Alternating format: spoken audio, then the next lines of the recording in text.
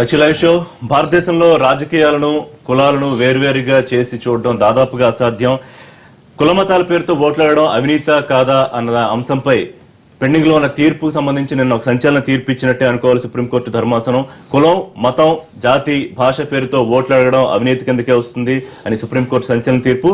ఇక యూపీ ఎన్నికల ప్రచారంలో ర్యాలీ సందర్భంగా ప్రధానమంత్రి కూడా కులానికి అతీతంగా ఓట్లేయండి, యూపీని ఏ విధంగా మారుస్తామో చూదురుగానని చెప్పి ఆయన వ్యాఖ్యలు చేయడం కూడా యాదృచ్ఛికంగానే భావించాలి. ఇక నిన్న ఆంధ్రప్రదేశ్ లో ముచ్చుమర్రి ఓపెనింగ్ సందర్భంగా అక్కడ జేసీ దివాకర్ రెడ్డి చంద్రబాబు సమక్షంలోనే ఈ వ్యాఖ్యలు చేశారు. ఆయన కూడా కుల ప్రస్తావన తీసుకొచ్చారు. జగన్మోహన్ రెడ్డి రెడ్డి కులస్తుడు, రెడ్లందరూ ఆయన వెనకాల పడ్డారు, అక్కడ ఏమీ లేదని మళ్ళీ వెనక్కి వచ్చారని దాదాపుగా మొత్తం అంతా నిన్న కులాల చుట్టూని తిరిగిందా ఈ అంశం మీద వాళ్ళ లైవ్ షోలో మాట్లాడుకుందాం. మనతో పాటు సిహెచ్ఎం కృష్ణారావు గారు, డెక్కన్ క్రానికల్ బ్యూరో చీఫ్, ప్రముఖ రాజకీయ విశ్లేషకులు, ముళ్లపూడి రేణుక్ గారు, ఆంధ్రప్రదేశ్ టీడీపీ సీనియర్ నేత, టీజీవీ కృష్ణారెడ్డి గారు, మాజీ ఎమ్మెల్సీ, వైసీపీ సీనియర్ నాయకులు, విజయవాడ నుంచి లైవ్ లో అందుబాటులోకి వస్తున్నారు మల్లాది విష్ణు గారు, మాజీ ఎమ్మెల్యే, కాంగ్రెస్ పార్టీ సీనియర్ నాయకులు. కృష్ణారెడ్డి గారు, ఈ పెండింగ్ తీర్పు మీద సుప్రీంకోర్టు ఇచ్చిన ధర్మాసనాన్ని సంచలన తీర్పుగా భావించాలా? అసలు భారతదేశంలో కులాలు మతాలు లేకుండా ఎన్నికలకు వెళ్లడం సాధ్యం అవుతుందా?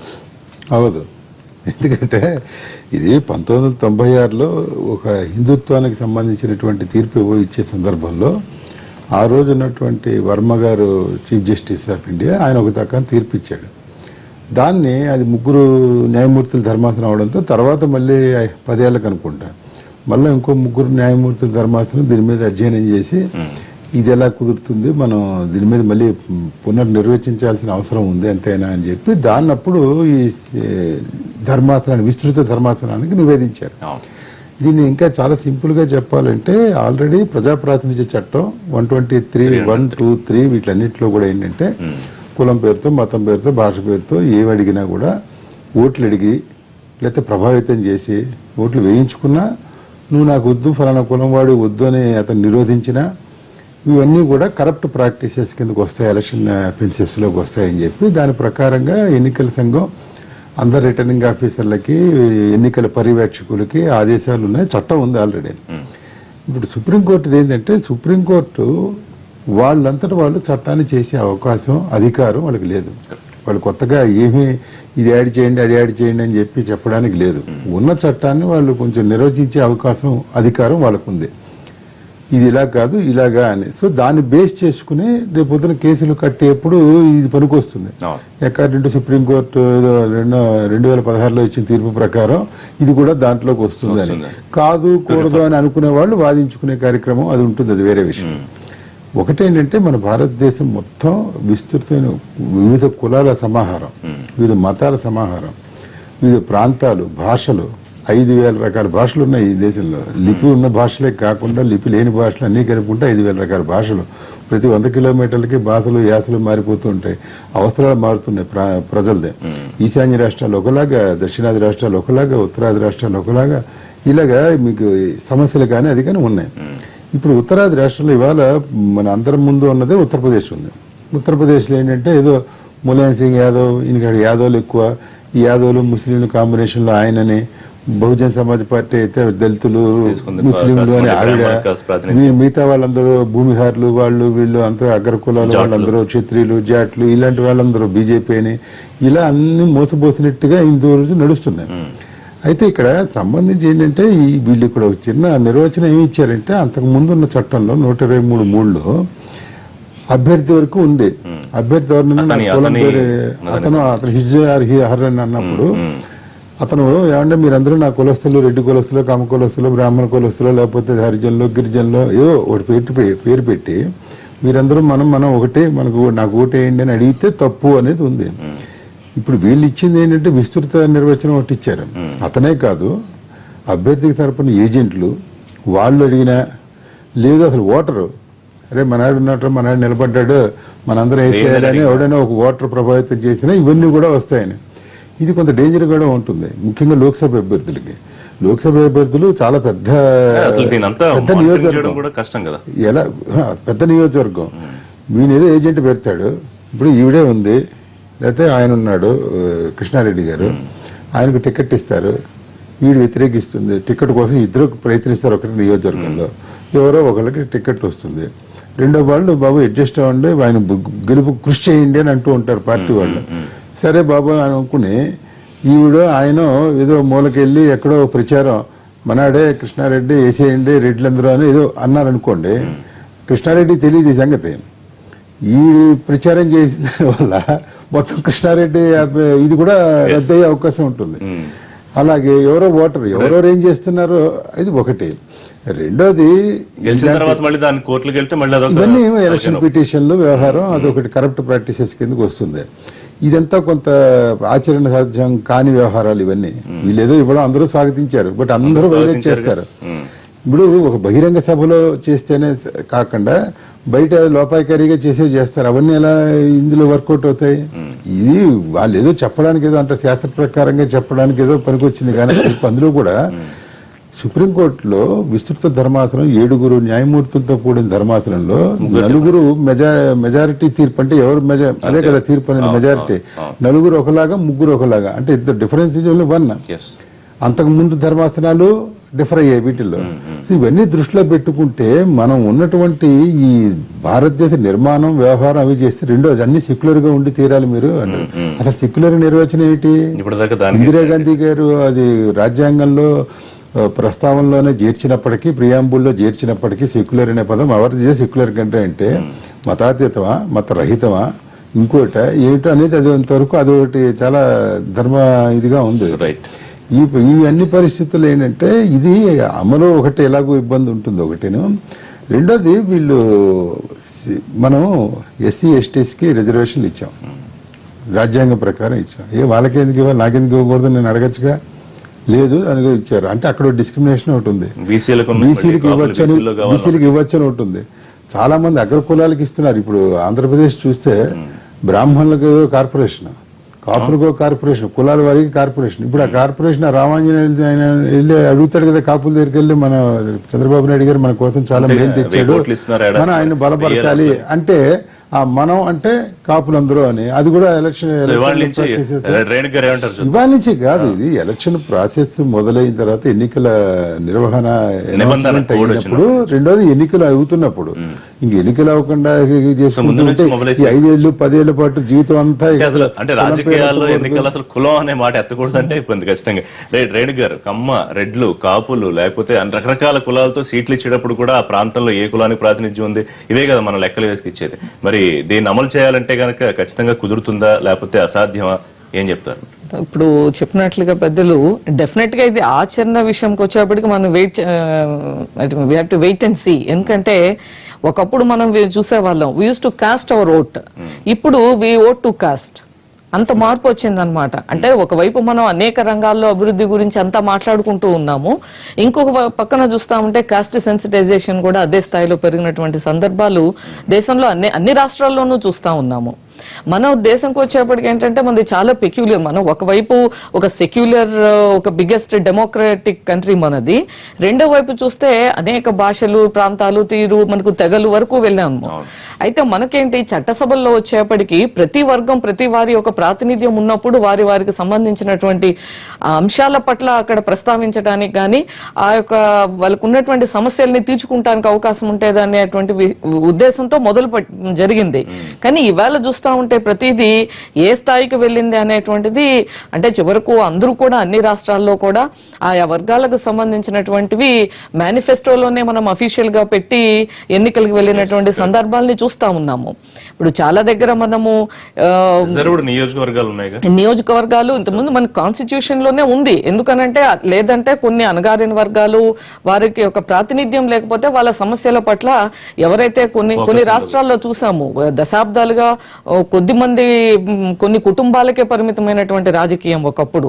సో కొన్ని వర్గాలకో కులాలకో కొన్ని కుటుంబాలకు పరిమితమైనటువంటి రాజకీయం ఇవాళ చాలా వరకు చూస్తా ఉంటే ఒక రకంగా ఇది అందరికీ ప్రాతినిధ్యం రావటం అనేటువంటిది మంచిది. అట్ ది సేమ్ టైం ఏంటంటే ఏదైతే కుల ప్రస్తావన ఉండకూడదు, ఒక ఎన్నికల నియమావళిలోనే మనం ప్రస్తావన వస్తేనే దాని నియమావళి మనము నిబంధనలని వైలేట్ అయినట్టుగా తీసుకొచ్చేటువంటిది ఇది రేపు క్యాంపెయిన్ లో ఎంత స్థాయిలో ఎంత అవేర్నెస్ ఉంది, ఎంత ప్రాక్టికల్ గా పాసిబిలిటీ ఉంటుంది అనేటువంటిది రేపు జరిగే 5 రాష్ట్రాల ఎన్నికల్లో మనకు అర్థమవుతుంది.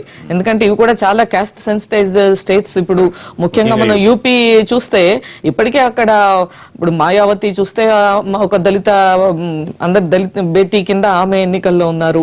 ఇక్కడ ములాయం సింగ్ లో ఒకవైపు యాదవాజ్ నుంచి అక్కడ ఉంది. అంటే ఓవరాల్ గా ఇది ఈ రాష్ట్రం ఆ రాష్ట్రం అని లేదు, ప్రతి దగ్గర ఉన్నటువంటిది. కాబట్టి దీని మీద చర్చ జరగాలి. ఒక రకంగా ఏమంటే ఒకప్పుడు డెవలపింగ్ కంట్రీ, ఒకప్పుడు మనం బాగా వెనుకబడినటువంటి దేశం, ఇప్పుడు మనం చాలా రంగాల్లో ముందుకెళ్తున్నాం. కాబట్టి ఇక కొంత మేరకైనా మార్పు వచ్చి కులాన్ని వదిలేయొచ్చు. ఇప్పుడు ఒకటే కులం, మంచి చెడు, ఒకటే మతం అంటే ఇదంతా కూడా పర్సనల్ పర్సెప్షన్. కాబట్టి దీని మీద అంతా మనకు లిటరసీ పెరిగి, అవగాహన పెరిగి, ఆ స్థాయికి యాక్సెప్టెన్స్ వచ్చి ఎన్నికల్లో ఇవన్నిటికీ అతీతంగా ఎన్నికలు జరిగితే మంచిదే. అయితే ఇప్పుడున్నటువంటి పరిస్థితుల్లో మనం అంత థింకింగ్ కెపాసిటీ మనకు ఉందా అనేటువంటిది మాత్రం we have to wait. Krishnareddy గారు అందరూ స్వాగతించారు, ఇటు కాంగ్రెస్ కానివ్వండి, లేకపోతే బీజేపీ కానివ్వండి, మిగతా పార్టీలు కానీ, వామపక్షాలు. అయితే అసదుద్దీన్ కొంచెం అంటే ఈ మత ప్రాతిపదికన ఓట్లు అడగడం లేదని కాషాయ పార్టీ వాదిస్తుందేమో అని కొంచెం ఒక కామెంట్ చేశారు. దాని గురించి తర్వాత మాట్లాడదాం. కులాలు వద్దు, ఎంత అభివృద్ధిలోకి వెళ్ళిపోతున్నాం, కులాలకు అతీతంగా మనం ముందుకెళ్లాలని ఒకవైపు, కానీ కులాలు లేకుండా, మతాలు లేకుండా, ప్రాంతం గురించి ప్రస్తావించుకోకుండా ఎట్లా అభ్యర్థులను పెట్టుకుంటా, ఎట్లా గెలిపించుకుంటాం అనేది ఒకవైపు. ఏది నిలబడే అవకాశం ఉంటుంది? ఇప్పుడు ప్రజాప్రాతినిధ్య చట్టంలో కానివ్వండి, రాజ్యాంగంలో కానివ్వండి, కులానికి మతానికి అతీతంగా మనం పనిచేయాలనేది చెప్తూ వస్తున్నాం. కానీ కొంతమేరకు ఒక విధంగా అణగారిన వర్గాలు ముందుకొచ్చినా కానీ ఇంకా ఇప్పటి పరిస్థితుల్లో రాజకీయ పార్టీలు కులం పేరుతోనో, మతం పేరుతోనో, లేకపోతే వేరే విధంగానో అసెంబ్లీకి కానివ్వండి, పార్లమెంటుకి కానివ్వండి, ఈ మామూలుగా సీట్లు పంచడం అనేది జరుగుతూ ఉంది, మనం చూస్తూనే ఉన్నాం. అది బహిర్గతమే, అంతర్గతం మాత్రం కాదు, బహిర్గతంగా జరుగుతున్నటువంటి విషయమే. కానీ సుప్రీంకోర్టు ఇచ్చినటువంటి తీర్పు ఎలా ఉందంటే అర్ధరహితంగా లేదు. ఏముంది, కులానికి ఎవడో ఒకళ్ళు వచ్చి అడుగుతారు అంటే క్యాండిడేట్ రెస్పాన్సిబుల్లా? 2,50,000 మంది ఓటర్లు ఉంటారు అసెంబ్లీ నియోజకవర్గంలో, ఎక్కడో ఎవరో మూలన కంటారు. సో ఇదంతా ఏంటంటే నిర్వచించేటప్పుడు కరెక్ట్గా చెప్పాలి. అభ్యర్థి ఒకవేళ తన ఉపన్యాసంలో కానీ, లేకపోతే అభ్యర్థి తరఫున మీటింగ్లో కానీ బహిరంగంగా చేసినప్పుడు అనేది రావాలి. కానీ ఎక్కడో ఎవడో ఒక మూల పెట్టి చేసి ఇప్పుడు సెల్ ఫోన్ డిఫర్ అయ్యారు. అది చెప్తున్నాను. అతని మతం అంటే ఓటరా, అభ్యర్థి, లేకపోతే అభ్యర్థి ఓటరు. నేను అందుకనే అది చెప్తున్నాను. ఇప్పుడు సెల్ ఫోన్స్ వచ్చినాయి, ఎవరో ఒకళ్ళు మాట్లాడుతుంది తీస్తారు, ఇదిగో మాట్లాడారని చూపిస్తారు రికార్డింగ్ చేసేసి. అది క్యాండిడేట్ మీదకి పడేటటువంటి ప్రభావం ఉంటుంది. ఎక్కడో ఏదో జరిగి లేదా బ్లాక్ మెయిలింగ్ జరగవచ్చు వీటిల్లో. అట్లా కాకుండా ఏంటంటే దాన్ని సంక్షిప్తంగా చెప్పాల్సి ఉండే. ఏంటి, బహిరంగ సభల్లో కానీ, క్యాండిడేట్ తనంతట తాను ప్రచారంలో పాల్గొంటున్నప్పుడు కానీ చెప్పినప్పుడు ఇది ఉండాలనేది పెట్టవచ్చు, దానికేం లేదు. తర్వాత కొంతమంది చెప్తారు, ఊకదంపుడు ఉపన్యాసాలు చెప్తారు, కానీ కులం పేరుతోనో మతం పేరుతోనో వాళ్ళు ప్రోత్సహించేటటువంటి పద్ధతులు కూడా ఉన్నాయి. ఇప్పుడు చూడండి, చంద్రన్న కానుకని పెట్టారు, ముస్లింలకి తోఫా, క్రిస్టియన్స్కి తోఫా. ఏంటి తోఫాలు? కులంతో ఇస్తున్నావా లేదా? పేదవారికి అనివ్వండి, పేదవాళ్ళకి పంచిపెట్టండి. బిలో పవర్టీ లైన్ వేరే వాళ్ళకి పంచిపెట్టారు. వాళ్ళ అధికార పార్టీ అని ఇంకో పార్టీ ఓటు బ్యాంక్ రాజకీయాలు కదా ఏ రాష్ట్రంలో. ఓటు బ్యాంక్ రాజకీయాలు కూడా చేయొద్దని సుప్రీంకోర్టు చెప్పింది. మరి ఇవి ఓటు బ్యాంక్ రాజకీయాలు కావా? సో ఇవన్నీ ఏంటంటే ఈ చెప్పడానికి నీతులు ఉన్నాయి కానీ ఆచరించడానికి పద్ధతి లేదనే ఇక్కడ ఒకటి ఋషి గారు, ఇందులో ఓట్ బ్యాంక్, చంద్రన్న తోఫా, క్రిస్మస్ వీటిల్లో నన్ను చెప్పనండి, లేకపోవచ్చులేండి. నేను ఓటు బ్యాంక్ అని చెప్పలేదు. నేను చెప్పింది కులం గురించి చెప్పాను. కులం మతం గురించి కులం మతం ఇప్పుడు సంతోషంగా పండుగ జరుపుకోవాలనేటువంటి ఉద్దేశంతో ప్రస్తావించింది తప్ప దాంట్లో రాజకీయం లేవు. లేదు. అవును, ఇప్పుడు చంద్రబాబు గారు రంజాన్ తోఫా ఎందుకమ్మా? బీపీఎల్ కార్డులలో ఇవ్వండి, బీపీఎల్ కార్డులకు ఇవ్వండి. పేదవాళ్ళు ఏదైనా చేసుకోవాల్సింది. ఓన్లీ ఫర్ ముస్లిమ్స్ అని ఎందుకు? రంజాన్ పండుగ మళ్ళీ క్రిస్టియన్స్ అని ఎందుకు? ఇది మనం చెప్పేది. అందుకని చెప్పే శ్రీరంగ నీతులు మనం ఆచరించే వరకు వచ్చేసరికి ఇట్లా ఉంటుంది. సో అందువల్ల ఏంటంటే వైఎస్ఆర్ పార్టీ వాళ్ళు దాన్ని వ్యతిరేకిస్తున్నారు, అది వాళ్ళ విధానం అంటే అది చెప్పొచ్చు, అది వేరే విషయం. నేను పార్టీ గురించి చెప్పలేదు, మీరు పార్టీ గురించి మాట్లాడారు, నేను పార్టీ గురించి మాట్లాడలేదు. ఇది అంటే మీరు చంద్రబాబు మరి ఇప్పుడు చంద్రన్న కానుక అంటే ఇంకా ఓట్ బ్యాంక్ పాలిటిక్స్ చంద్రన్న చేస్తున్నటువంటి విధానాన్ని కూడా చెప్పొద్దా? స్వాగతిస్తున్నారా? ఏమిటి ఓవరాల్ గా అందరూ స్వాగతమేనండి, కాదంటలేదు. ఇప్పుడు రాజ్యాంగాన్ని అందరూ స్వాగతిస్తున్నాం, అలాగే మన ఎన్నికల సంఘం చేసినన్ని కూడా స్వాగతిస్తున్నాం, కానీ ఆచరిస్తున్నాం. రైట్. విష్ణు గారు ఎట్లా చూస్తున్నారు? 20 ఏళ్ల క్రితం తానే ఇచ్చిన సుప్రీంకోర్టు తీర్పును హిందుత్వ దాన్ని తిరగరాసిందని అనుకోవాలా? దీని మీద ఎటువంటి రెస్పాన్స్ వచ్చే అవకాశం ఉంటుంది? కాంగ్రెస్ అయితే ఇప్పటికే దీన్ని వెల్కమ్ చేసింది. సార్, ఇప్పుడు ఈ తీర్పుని రాజకీయ పార్టీలు కానీ మేధావులు కానీ సమాజంలో ఉన్నటువంటి అందరూ కూడా స్వాగతించాల్సినటువంటి అవసరం ఉంది ఖచ్చితంగా. ఎందుకంటే రాను రాను కూడా కొన్ని కులాలు ఒకరితో ఒకరు మాట్లాడుకోవడానికి, లేకపోతే ఎన్నికల్లో అదే ప్రధానమైనటువంటి అస్త్రంగా గెలవడానికి, అధికారంలో కలకాలం కొనసాగడానికి ఇట్లాగా ఎట్లా పడితే అట్లాగా తయారైపోతుంది. సమాజం విచ్ఛిన్నమైపోతుంది, సమాజంలోనే చీలికలు వచ్చేస్తూ ఉన్నాయి. దానికి కొన్ని ప్రధాన పార్టీలే రాజకీయమైనటువంటి ఆలోచనలతో ఈ రకమైన దానికి తెరలేపుతా ఉన్నారు. మనం చూస్తే ఉదాహరణకి ఈ తీర్పుని ఖచ్చితంగా అమలు చేయాలి కూడా. ఎందుకంటే సుప్రీంకోర్టు అన్ని కోణాల నుంచి ఆలోచించి అనేక సంవత్సరాలుగా దీని మీద చర్చించి మెజార్టీ న్యాయమూర్తులందరూ కూడా తీర్పు ఇచ్చారు. ఉదాహరణకి మనం తీసుకుందాం, ఈ ఆంధ్ర రాష్ట్రంలో ఏం జరుగుతోంది, ఈ కులాలకు సంబంధించినటువంటి అంశాలు ఏ విధంగా ఉన్నాయంటే, పూర్తిగా ఎన్నికల మేనిఫెస్టోలో ప్రతి కులానికి కూడా ఈ కార్పొరేషన్లు పెడతామని, ప్రతి కులానికి బడ్జెట్లో ఇంత డబ్బులు కేటాయిస్తామని చెప్పని పెట్టడం జరిగింది. ఎన్నికల ప్రచారంలో ఏం చెప్పారు? ప్రభుత్వంలో ఉన్నటువంటి పెద్దలందరూ కూడా నేను ఈ కులానికి పెద్దన్నగా మీరు చూసుకోండి, లేకపోతే ఈ కులానికి చిన్నన్నగా నన్ను చూసుకోండి అని అంటారు. ఉదాహరణకి ఈ మధ్య ఒక కాపు కార్పొరేషన్కి సంబంధించినటువంటి జాబ్ మేళా జరిగింది. ఆ చైర్మన్ ముఖ్యమంత్రి గారు వచ్చే ముందే మైక్ తీసుకుని మొత్తం రాబోయే ఎన్నికల్లో మనం అందరం కూడా ఈ ఫలానా ముఖ్యమంత్రి గారు మళ్ళీ తిరిగి గెలిపించాలి అని చెప్పి ఒక 20 రోజుల క్రితం 4 రోజుల క్రితం జరిగినటువంటి సభలో మాట్లాడారు. ప్రభుత్వానికి సంబంధించినటువంటి నిధులతో ప్రజలందరికీ కూడా సహాయ కార్యక్రమాలు చేయాల్సిందే, దాన్ని ఎట్లా డైవర్ట్ చేస్తున్నారు? వాళ్ళ ఎన్నికల్లో లబ్ధి కోసం డైవర్ట్ చేస్తా ఉన్నారు. నిన్న చూసాం మనం, ఒక ముఖ్యమంత్రి గారి సమక్షంలో ఒక సీనియర్ పార్లమెంట్ సభ్యులు మైక్ తీసుకుని కులాల గురించి ప్రస్తావిస్తే కనీసం ఆ డయాస్ మీద ఉన్నటువంటి వాళ్ళందరూ కూడా ముఖ్యమంత్రి గారు ఉన్నారు, ఇది మాట్లాడుకున్నటువంటి సభ అని చెప్పని ఏమైనా చెప్పారా? ఏమీ చెప్పలేదు. ఏమీ చెప్పకుండా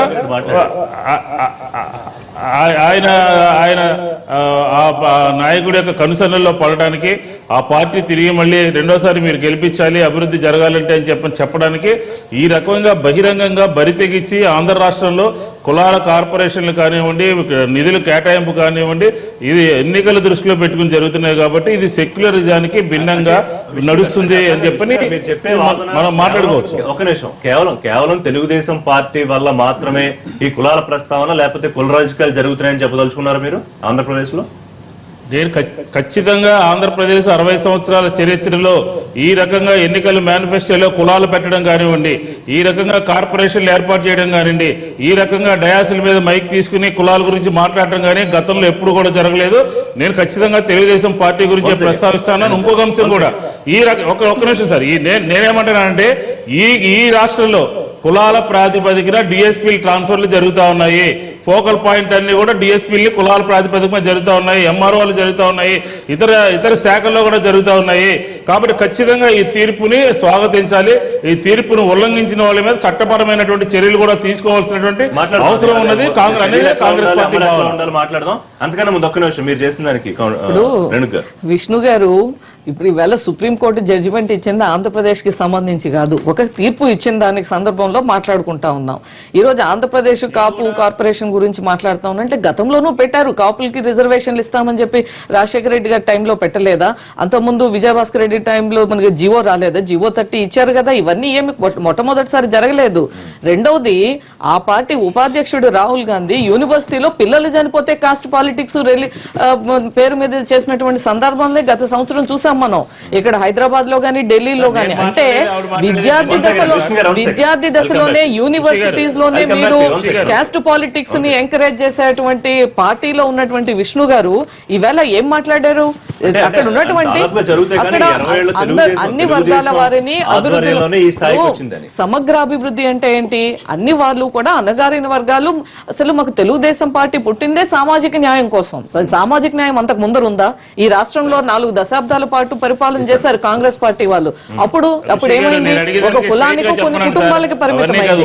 కానీ మొట్టమొదటిసారి తెలుగుదేశం పార్టీ వచ్చిన తర్వాత అన్ని కులాల వారికి అందరికీ ప్రాతినిధ్యం వచ్చింది. సార్ నేను అడిగిన క్వశ్చన్కి స్ట్రైట్ గా చెప్పనండి సార్. అది కాదు, నేనేమంటున్నానంటే ఒక బడ్జెట్ లో ఒక్కొక్క కులానికి ఇంత ఇంత ఇంత అని చెప్పారు. ఎందుకన్నారు?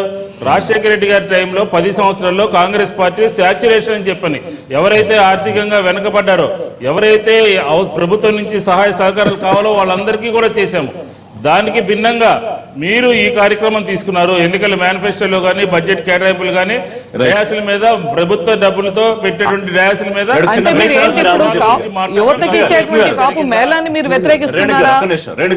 చిన్న బ్రేక్ తర్వాత మీరు దానికి ఆన్సర్ చెప్తారు. కానీ అలాగే జేసీ చంద్రబాబు సమక్షంలో జగన్మోహన్ రెడ్డి చేసిన కామెంట్స్ గురించి, కులం కామెంట్స్ గురించి కూడా బ్యాక్యులేషన్. నిన్న సుప్రీంకోర్టు కులాలకు మతాలకు సంబంధించి తీర్పు ఇవ్వడం, ప్రధానమంత్రి యూపీలో కులం గురించి ప్రస్తావన తీసుకురావడం, ఇక్కడ నేను జేసీ దివాకర్ రెడ్డి కూడా చంద్రబాబు నాయుడు సభలో కులం ప్రస్తావన. కృష్ణారావు గారు అన్ని యాదృచ్ఛికమైనా నేను జేసీ దివాకర్ రెడ్డి జనరల్ గా ఏదో మాట్లాడుతూ ఉంటారు, చాలా సార్లు ఇబ్బంది పెడుతూ ఉంటారు. అయితే నిన్న జగన్మోహన్ రెడ్డిని మావాడే అని ఓన్ చేసుకుంటూ రెడ్లు కులాల ప్రస్తావనలు ఇవన్నీ తీసుకొచ్చారు. దీన్ని ఎట్లా చూస్తారు? ఒకటి ఏంటంటే అది పూర్తిగా అసందర్భ ప్రలాపన అయింది. ఆయనకి సందర్భం కూడా ఉండదు. ఆయనకి నాకు ఇక్కడ ఉన్న వాళ్ళందరికన్నా కూడా దివాకర్ రెడ్డి 1981లో మొట్టమొదటిసారి తాడిపత్రి సమితి ప్రెసిడెంట్ అయినప్పటి రోజు నుంచి నాకు బాగా పరిచయం, బాగా క్లోజ్ మనిషి. అయితే అతను మహా ఇండిపెండెంట్గా ఉంటాడు. అతను ఒకరి దగ్గర పని చేయడం, ఏదో ఒకరి ఖాతా ఇచ్చేయడం, వాళ్ళు ఒదిగి ఉండడం అనేది ఆయన నేచర్లో లేదు. సో కాంగ్రెస్కి సరిపోయింది. కాంగ్రెస్ ఏంటంటే అది అసలైన సోకాళ్ళు మనం అనుకున్నాం కదా, అంత గొప్ప పార్టీ ఎక్కడ ప్రపంచంలో ఉండదు.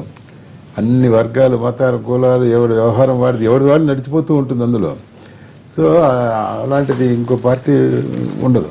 సో అందులో భాగంగానే ఈయన బాగా ఫిట్ అయ్యాడు. ఈయన కాంగ్రెస్ వదిలి తెలుగుదేశంలో రావడం కూడా అది చాలా విచిత్రమైన పరిణామం. అది చాలా లైక్ చేయలేదు. సరే, కులం ఏంటంటే ఆయనకున్నటువంటి రెడ్ల పట్ల అభిమానం, పిచ్చ నాకు తెలిసి ఇంకోళ్ళకి లేదు. రాయలసీమలో కులపిచ్చ ఎక్కువ, రెడ్లంతా ఇక్కడే కాదు కదా. దివాకర్ రెడ్డి హిమ్సెల్ఫ్ పెద్ద కులపిచ్చ ఉన్నవాడు అంటే నేను అనేది. ఆయనకే రెడ్డి కులపిచ్చ చాలా విపరీతంగా ఉంది. నాకు బాగా చెప్తున్నా కదా. ఆయన నియోజకవర్గంలో కొన్ని పచ్చార్ల మేకలపల్లి కొన్ని విలేజెస్ ఉన్నాయండి, కమ్మవాళ్ళ డామినేషన్, చీమలవాగుపల్లి ఇలాంటివి కొన్ని ఉన్నాయి. అక్కడ ఈయన ఎలా ఉంటుంది అనేది నాకు తెలిసి ఆ కమ్మారెడ్డి వ్యవహారంలో. సరే, ఇవాళ ఆయన అక్కడ ప్రభుత్వ కార్యక్రమాల్లో అలాంటి మాటలు మాట్లాడడం అదే. ఇప్పుడు అందరూ జనరల్ గా అలా కాదు. రాయలసీమకి ఒక మంచి వరప్రదాయమైనటువంటిది స్కీమ్ అనుకుందాం. ఇది ఒకటి పూతిరెడ్డిపాడు అనేది అందరికీ అది పెద్ద గేట్వే అయినప్పటికి కూడా ఇప్పుడు ఇంకోటి ముచ్చుమర్రి అనేది ఒకటి కొత్తగా పెట్టి అక్కడి నుంచి కూడా కేసీ కెనాల్కి, హంద్రీనేవాకి సప్లిమెంట్ చేయడానికి ఏదో పెట్టారు. బాగానే ఉంది. అది ఈయనే కన్సీవ్ చేశాడు, చంద్రబాబు నాయుడు గారే వీళ్ళ హయాంలోనే పెట్టారు, అయ్యింది మొత్తం అనుకుందాం. అంతవరకు బాగానే ఉంది. అది వచ్చినప్పుడు ఏమవుతుందంటే అది ఆ ప్రాంతం వాళ్ళందరూ వస్తారు కాబట్టి వాళ్ళందరూ ఈయన వేరే ప్రాంతం అంటే యాక్చువల్గా ఈయన రాయలసీమ నాయుడు గారు అయినప్పుడు కూడా ముఖ్యమంత్రిగా వచ్చాడు కాబట్టి అందరూ కలిసి ఆయన తారీఫ్ చేయడంలో బిజీగా ఉంటారు. అందరూ ఆహా ఇంద్రుడు చంద్రుడు అని పొగులుతారు. ఆయన పేరే చంద్రుడు కాబట్టి ఇంకొంచెం ఇంద్రుడు అవి ఇవి పెడతారు. బాగా ఆ అకౌంట్లో ఈయన దివాకర్ రెడ్డి గారు ఏదో చూసారా ఇక్కడ. ఎందుకంటే ఇక్కడ సమస్య ఎలా వచ్చింది, కేఈ కృష్ణమూర్తి గారు డిప్యూటీ ముఖ్యమంత్రిగా ఉన్నప్పుడు ఆయన ఎప్పటి నుంచో ఓపెన్గా ఆయన సీఎం ఆయన కదా, ఆయన ఏమన్నాడంటే ఎప్పుడూ లేనిది మా ద్రోణాచలం నియోజకవర్గం ఆయన ద్రోణాచలం నియోజకవర్గంలో రెడ్డి అన్న ప్రతి వాడు ఒక్కడు కూడా నాకు తెలిసి ఇంత క్లోజ్ ఆ రెడ్డి ఈ రెడ్డి అందరూ కూడా జగన్కే వేశారు అని ఆయన అన్నాడు. అని ఇక్కడ 3 సీట్లు వచ్చే తెలుగుదేశానికి అని చెప్పి చంద్రబాబు నాయుడు గారు ఎప్పుడు పాగోతూగా అంటూ ఉంటాడు. పశ్చిమ గోదావరి, తూర్పు గోదావరి, గోదావరి జిల్లాలో నేను ఆదుకున్నా అవే ఇవి వాళ్ళకే చేస్తానని. తప్పేంటి? నాకు 15కి 15 ఇచ్చిన వాళ్ళకి చేయడంలో తప్పేంటి? అది కూడా ఆయన చంద్రబాబు నాయుడు గారు కూడా సమర్థించుకున్నారు. సో ఇక్కడ కర్నూలులో రాలేదు కాబట్టి వచ్చిన వాళ్ళందరినీ వైఎస్ఆర్ వాళ్ళందరినీ తీసేసుకున్నాడు. అది వేరే విషయం, ఫిరాయింపుల వ్యవహారం. బట్ అనంతపురంలో రెడ్లు కమ్మలు ఈక్వల్ కదా, మరి అక్కడ కూడా వైఎస్ఆర్ కాంగ్రెస్ పార్టీకి రావాల్సిన కోటాలో రాలేదు కదా. ఇది పూర్తిగా ఏ పార్టీ కానీ ఇంకోళ్ళు కానీ ఒకే కులం మీద ఆధారపడో ఒక వర్గం మీద ఆధారపడో ఎవరు చేయలేరు కాదు. ఈ ప్రస్తావనలు తీసుకురావడం ద్వారా ఏమవుతుందంటే ఇప్పుడు ఇంకా మళ్ళీ ఇప్పుడు కృష్ణారెడ్డి గారు ఎలా స్పందిస్తారో అయితే నాకు తెలియదు, కానీ ఈ ఫీలింగ్ అయితే ఇవాళ చాలా మంది ఉంది. ఇది ఈ ఇందాక నేను మొదట్లోనే చెప్పాయి కులాలు మతాలు అనేది దట్ మీరు మతాన్ని మార్చుకునే అవకాశం భారత రాజ్యాంగం చట్టం ఉంది, కులం మార్చుకునే అవకాశం లేదు. ఫర్ ఇన్ఫర్మేషన్ లేదు. You cannot change your caste, you can only change your religion. ఇంత పిచ్చ వ్యవహారంలో ఉండి అన్ని వర్గాలు వ్యవహారాలను చేస్తున్నప్పుడు ఇవి రియాలిటీస్ అని నేను మొదలే చెప్పాయి, ఇవన్నీ వాస్తవాలు ఉన్నాయి సమాజంలో, ఇవన్నీ సాధ్యం కాదని. ఈయన మాట్లాడింది ఏంటంటే ఇది చేయడం వల్ల ఏముందంటే ఇప్పుడు ఇంకో కులస్తులు ఎవరైనా ఉంటే మరి వాళ్ళు ఎలా ఫీల్ అవుతారో నాకు తెలియదు. వాళ్ళు ఇదేంటో ఇలా మాట్లాడాడు జగన్మోహన్ రెడ్డి ఏమో బూతులు కూడా మాట్లాడాడు. ఆయన ఆ బూతులు కూడా కొన్ని పత్రికలు ప్రచురించాయి, ఇలాంటి వాడు అలాంటి వాడు అది అది చనువేంటి, అది కాదు, అది సందర్భం కాదు కదా. నాకు చనువు ఉందని చెప్పి నేను దివాకర్ ఇప్పుడు ఏం తిట్టడం లేదు కదా నేను. అది తప్పు, అది ఆయన అసందర్భంగా మాట్లాడాడు. రాయలసీమలో కులపిచ్చి ఎక్కువ, రెడ్లందరూ జగన్ వెనకాల పడ్డారు, అక్కడ ఏం లేదని మళ్ళీ వెనక్కి వచ్చారు. చంద్రబాబు ఏ కులం, ఎందుకు ఆయన రాయలసీమకు మేలు చేస్తున్నాడు, ఇవన్నీ ఎట్లా చూస్తున్నారు జేసీ కాంగ్రెస్? అసలు అది ప్రభుత్వ కార్యక్రమం. ప్రభుత్వ కార్యక్రమంలో అభివృద్ధి పనుల గురించి కానీ లేకపోతే చేయవలసిన పనులు కానీ జనరల్గా మామూలుగా చెప్తూ ఉంటారు. కానీ జేసీ దివాకర్ రెడ్డి గారికి మనందరికీ తెలిసినటువంటి సుదీర్ఘమైనటువంటి రాజకీయ అనుభవం ఉంది. మరి ఆ రాజకీయ అనుభవంతో పోయినసారి ఆయనేమి మహాత్ముడా, ఆయన మీటింగ్లకి రావడానికి జనం అని పిలవగానే వచ్చేస్తారా అని చేశారు. దానికి కాంపెన్సేట్ చేయడానికి ఆయన చేత ఇప్పుడు మాట్లాడిచ్చారు. ఎవరు మాట్లాడిచ్చారు? ముఖ్యమంత్రి గారు. ముఖ్యమంత్రి గారే మాట్లాడండి అని చెప్పి మాట్లాడించారు. తర్వాత సరే మాట్లాడే హక్కు రాజ్యాంగం ఇచ్చింది కదా అని సమయం సందర్భం లేకుండా మనం ఇష్టం వచ్చినట్టు నా ఇష్టం నేను మాట్లాడతానంటే సభ్య సమాజంలో సభ్యత పాటిస్తేనే గౌరవం. మాట్లాడిన దాంట్లో అది కూడా వస్తున్నారు. మనం మాట్లాడేటప్పుడు సమాజం మనల్ని మెచ్చుకునే విధంగా ఉండాలి, మనల్ని మెప్పుగా చూసుకునే విధంగా ఉండాలి. అంతేగాని మనం తల వంచుకొని తల దించుకొని తల ఎత్తుకునే విధానం లేకుండా మాట్లాడడం అనేది సభ్య సమాజంలో ఎవరు ఊహించరు. పైగా ఈయన మాట్లాడడం ఏంటంటే పదజాలం ఉపయోగించింది కూడా వాడు వీడని. తర్వాత ఇంకొక దాంట్లో కూడా వచ్చిందట ఆంధ్రజ్యోతిలో తిక్కముండా కొడుకు అని చెప్పేసి. ఆ విధంగా మాట్లాడడం అనేది చెప్పేస్తున్నారా? ఆ విధంగా ఎందుకంటే ఆ విధంగా మాట్లాడడం అనేది ఒక సుదీర్ఘ రాజకీయం ఉన్నటువంటి నాయకుడు, నీకు చొరవ ఉంటే నీ ఇంట్లో మాట్లాడండి, మీకు చొరవ ఉండొచ్చు, మీ చొరవ ఉంటే మీ ఇంట్లో మాట్లాడండి, ఆయన దగ్గరికి పోయి మాట్లాడండి. కానీ ఒక బహిరంగ సభలో మాట్లాడడం అనేది అది ఆయనకి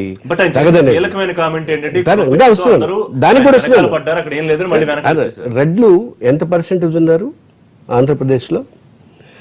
అట్లా అనుకునేటట్లయితే తెలుగుదేశానికి వచ్చిన ఓట్లకి తర్వాత వైఎస్ఆర్ కాంగ్రెస్ పార్టీకి వచ్చిన దానికి 5 లక్షల తేడా ఓట్లు.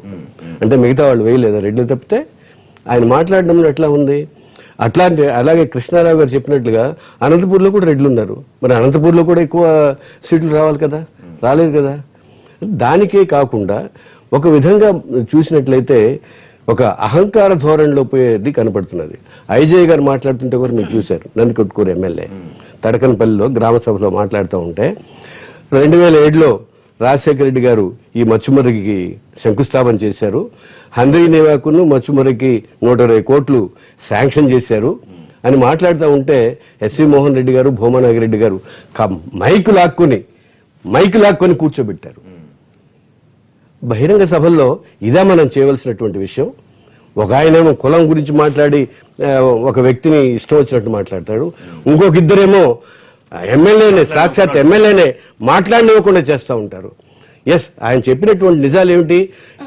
నీటి పథకాలు, సాగునీటి పథకాలు అన్నీ కూడా వైఎస్ఆర్ కాంగ్రెస్ పార్టీ వైఎస్ రాజశేఖర రెడ్డి గారు ఉన్నప్పుడు చేశారని చెబుతూ మచ్చుమరి గురించి కూడా చెప్పారు. దీనికి మనం ఒక విధంగా చెప్పాలంటే ఉంటాయి ఎవరికి వాళ్ళు మెచ్చుకోలు ఇచ్చుకోవడం. ఒకళ్ళు ఏంటంటే స్వడబ్బా, ఒకళ్ళు పరడబ్బా, ఒకళ్ళు పరస్పర డబ్బా.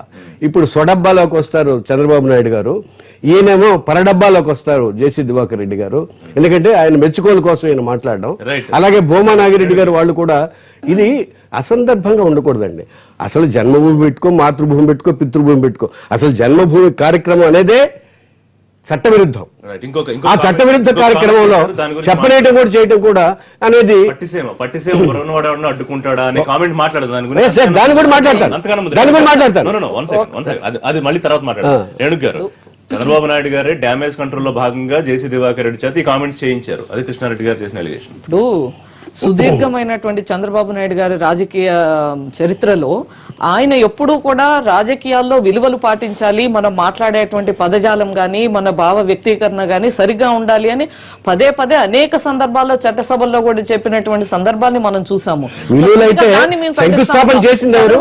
ఆయన విలువల గురించి మాట్లాడేటైతే ముచ్చుమరి ప్రాజెక్టు శంకుస్థాపన చేసింది ఎవరు? నువ్వు మాట్లాడే సంగతి ఏంటి? ఆయన విలువలు ఏంటి? ఆయన మాట్లాడే సంగతి ఏంటి చెప్పండి. ముచ్చుమరి గురించి మాట్లాడదాం. ముచ్చుమరి గురించి అనంటే ఇవాళ డెఫినెట్ గా చంద్రబాబు నాయుడు గారు అధికారంలోకి వచ్చిన తర్వాత ఈ 2.5 సంవత్సరాల్లో మనం శ్రీకాకుళం అక్కడ వంశధార తోటపల్లి దగ్గర మొదలుపెట్టి ఇవాళ ముచ్చుమరి వరకు కూడా చూస్తే మనం ప్రతి సంవత్సరం ప్రతి 6 నెలలకి కూడా ఇరిగేషన్ మీద ఇవాళ ఎంతో ప్రయారిటీ ఇచ్చి చేస్తున్నటువంటి సందర్భాలను మనం చూస్తా ఉన్నాం. ఒకవేళ మొన్న పట్టిసీమ గురించి పట్టిసీమను వ్యతిరేకించారు, అసలు ఇది సాధ్యం కాదన్నారు, ఇది అవసరం లేదన్నారు, ఉపయోగం లేదన్నారు.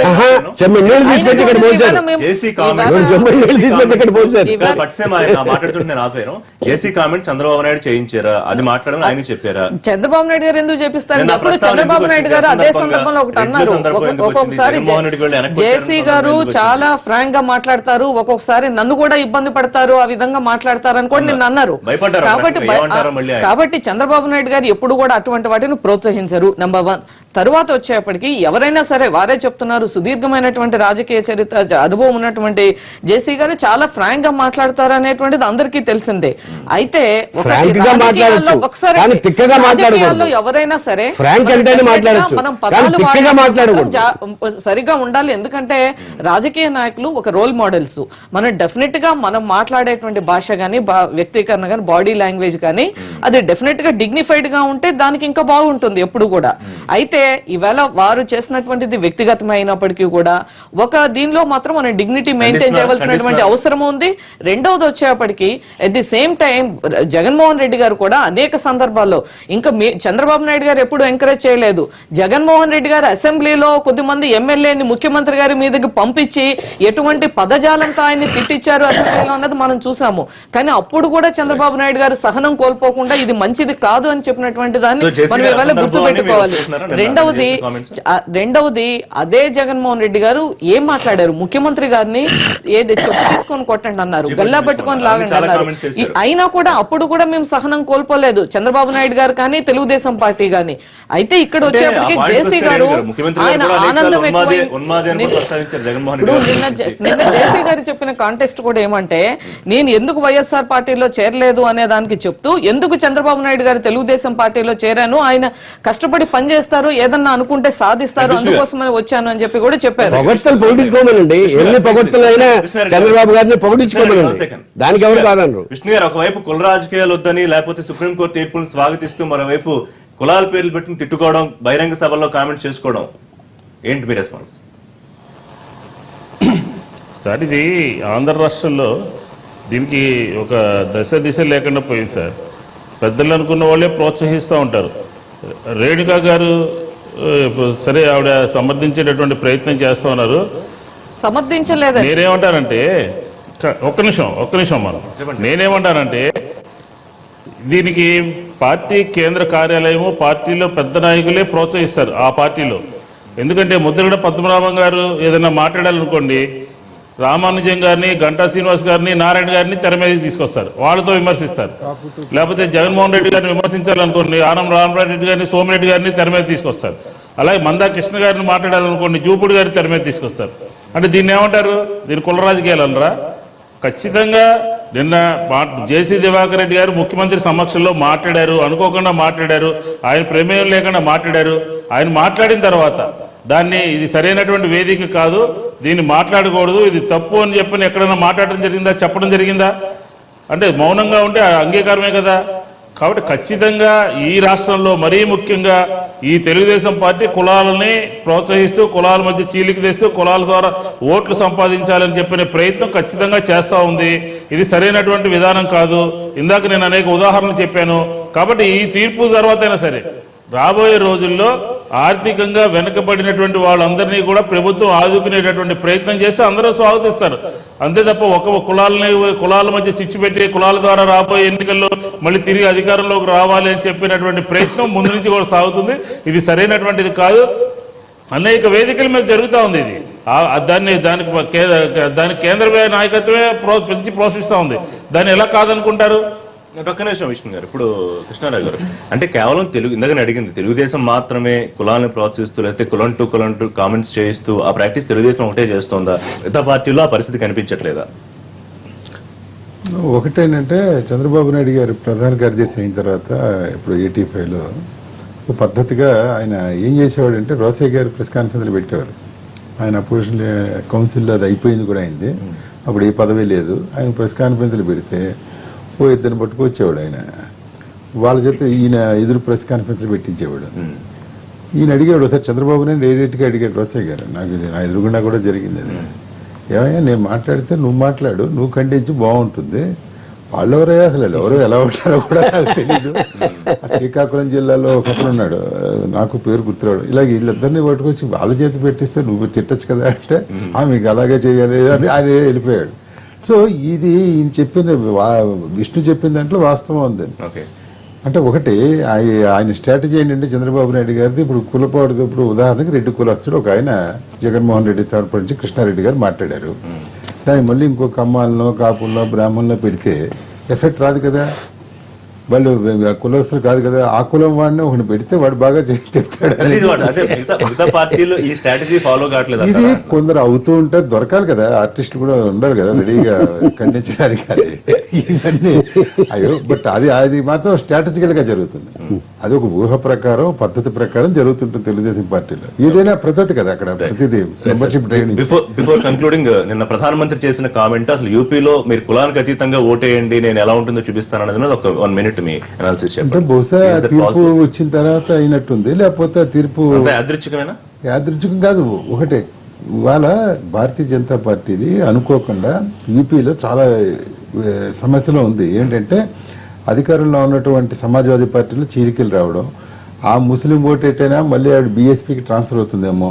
ఆల్రెడీ ఏంటంటే యాంటీ బీజేపీ ఓటు అంతా కూడా ఆవిడకి ట్రాన్స్ఫర్ అయితే ఆవిడకి బీజేపీకి మధ్య ఇప్పుడు మారామారి అని నడుస్తుంటుంది.